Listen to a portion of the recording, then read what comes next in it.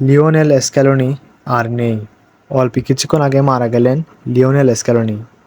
বিস্তারিত জানতে ভিডিওটি না টেনে সম্পূর্ণ দেখুন এবং ভালো লাগলে একটি লাইক দিন।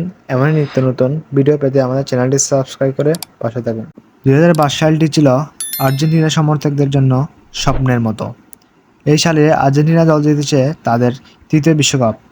তাদের তত্ত্বাবধানে ছিল লিওনেল স্ক্যালোনি এবং মেসির হাতেই সেইবারেই সবাই দেখেছিল বিশ্বকাপ জয় তুলতে। কিন্তু এবার আর্জেন্টিনা শিবিরে নেমে এসেছে শোকের ছায়া। কারণ তাদের 2022 সালের বিশ্বকাপজয়ী দলের কোচ লিওনেল স্ক্যালোনি ইন্তেকাল করিয়েছে। গত জুনের 21 তারিখ শুরু হয়েছিল কোপা আমেরিকা। তার মাধ্যমে কোপা আমেরিকার আর্জেন্টিনার প্রথম দুইটি ম্যাচ দুর্দান্ত খেলে। কিন্তু আর্জেন্টিনা বনাম চিলি ম্যাচটিতে লিওনেল স্ক্যালোনি উপস্থিত হতে একটু লেট করেন।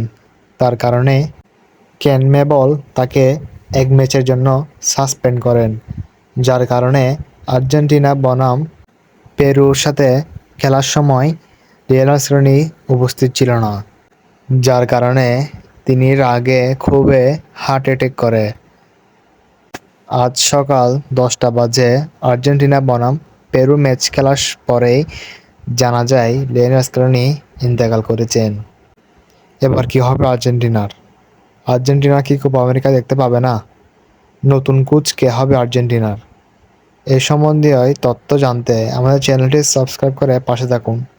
ধন্যবাদ।